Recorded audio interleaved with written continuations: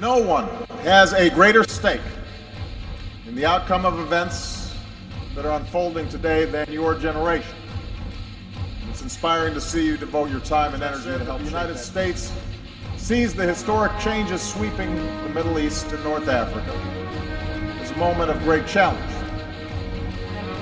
but also a moment of opportunity for greater peace and security for the entire region. I intend to work with you to seek a peace that will address our security concerns.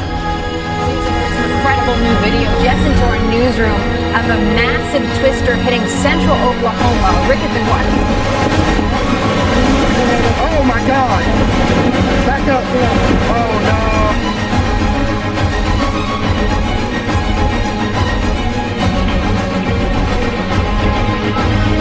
Hey!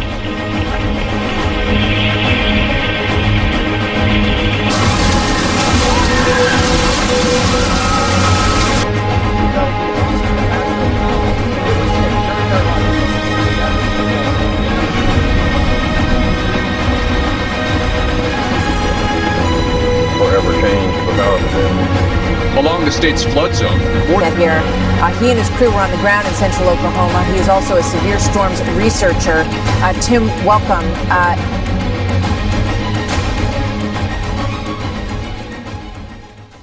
On parle ici de soulagement, bon, que cette dame-là est bien contente pour lui. On va lui donner une médaille tant qu'à ça, Marie. Après ça, ici, on en a un autre. Vengeance de l'ex, un enfant peut devenir impunément le bouc émissaire. Cette personne-là a l'air fâchée de qu'est-ce que... On n'en revient pas du système. Justice a été rendue. Un autre aussi qui trouve que c'est super, on l'a libéré, il méritait d'être libéré. Pauvre monsieur, les victimes, les enfants, ben, aucun mot pour les enfants là-dedans, là, absolument pas. Eux autres, là, de la chair à canon, on appelle ça, complètement, pas de problème. Un, vraiment, où je vais m'attarder un petit peu plus, c'est celui de Jacques Paquet, que je ne connais pas ici, qui a fait un commentaire extrêmement révélateur, et c'est le commentaire que j'ai trouvé le plus pertinent. On a le procès qu'on mérite. Il est biblique de dire que les peuples ont les gouvernements qu'ils méritent.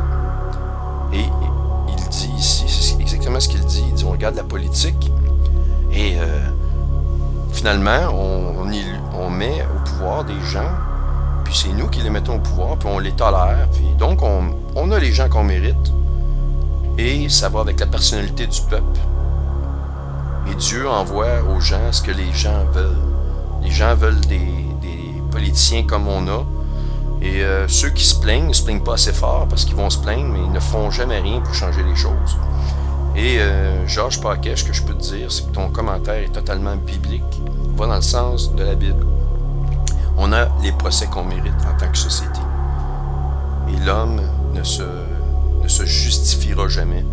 L'Éternel va venir le juger. Je vais juste vous donner quelques versets à cet effet-là, que j'ai le goût de vous donner vraiment avec, à la lumière de ces événements-là. Isaïe 63, un jour de vengeance. Qui est celui qui vient d'Édom, de Botstra, en vêtements rouges, en habits éclatants, et se redressant avec fierté dans la plénitude de sa force? C'est moi qui ai promis le salut, qui ai le pouvoir de délivrer. On parle de Jésus ici. Pourquoi tes habits sont-ils rouges, et tes vêtements comme les vêtements de celui qui foule dans la cuve? J'ai été le seul à fouler au pressoir, et nul homme d'entre les peuples n'était avec moi. Je les ai foulés dans ma colère, je les ai écrasés dans ma fureur. Le sang a jailli sur mes vêtements, et j'ai souillé tous mes habits. Il parle bien de souillure, hein? Quand l'Éternel va faire couler le sang des méchants, le sang, c'est de la souillure. Pour lui, c'est pas un signe de pureté comme le sang devrait être normalement. Car un jour de vengeance était dans mon cœur, et l'année de mes rachetés est venue. Alors seule l'Église semble être mise à part et va être épargnée de ce jour de vengeance. Je regardais et personne pour m'aider. J'étais étonné, consterné, et personne pour me soutenir. Alors mon bras m'a été en aide, et ma fureur m'a servi d'appui. J'ai foulé les peuples, des peuples dans ma colère. Je les ai rendus ivres ivre dans ma fureur, et j'ai répandu leur sang sur la terre. Alors, c'est ce que les prochains mois, dans les prochains mois, c'est ce qui s'en vient sur cette terre. C'est un jugement qui vient pour l'ensemble des habitants de cette terre-là, pour ne pas avoir proclamé dans aucun cas le nom de l'Éternel. Pour ici, ça c'est un cas, on a vécu ça au Québec, mais partout dans le monde, il y a des injustices comme on voit ici, envers ces deux petits-enfants-là, dans ce cas-là. Le sang de petits-enfants innocents qui a coulé. Tout ce que je peux dire à la famille, si des fois des membres de leur famille s'adonnent à écouter mes capsules, c'est que ces deux petits-enfants-là, étant donné leur âge, sont automatiquement avec le Seigneur. Vous n'avez même pas à craindre. Le Seigneur les a pris lorsque Olivier avait 5 ans et Anne-Sophie 3 ans. Et donc, ces enfants-là n'étaient pas dans l'âge de décider, de faire le choix de choisir le Seigneur Jésus, car ils sont dans l'âge de l'innocence, qui est un âge qui est situé entre 8 et 9 ans, 10 ou 11 ans dans la Bible, et qu'un enfant, tant qu'il ne connaît pas la vraie définition du bien et du mal, ne peut être tenu responsable et donc est automatiquement sauvé s'il meurt dans ces âges-là et amené au Seigneur Jésus. Maintenant, alors juste pour une petite parenthèse, pour ceux qui doutent que la franc-maçonnerie ont des rituels dans lesquels ils vont procéder à manger de la chair humaine, et l'une de leurs rituels les plus glorieux et favoris, c'est de manger le cœur du sacrifié ou de la victime.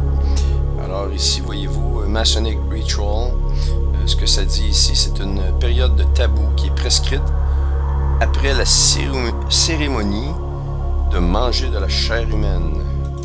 Ce site-là, disons, c'est un site assez complet qui explique les rituels pour les premiers niveaux de franc-maçonnerie, premier, deuxième et troisième niveau.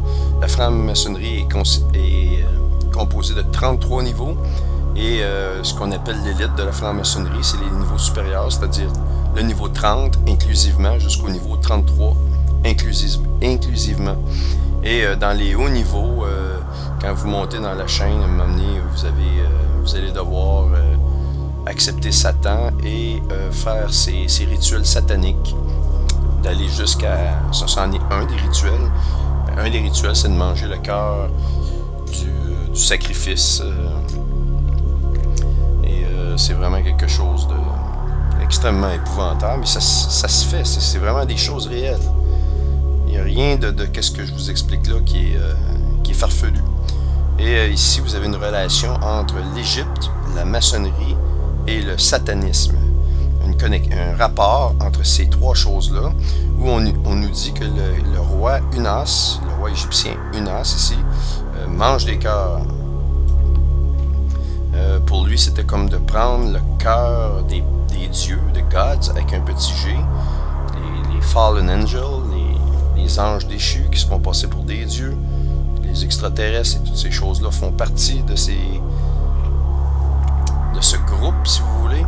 Et donc, pour ce roi-là, de manger les cœurs, c'est quelque chose de très bien, c'est un rituel important. Et donc, voyez-vous, Freemasonry and Satanic Ritual Abuse 101.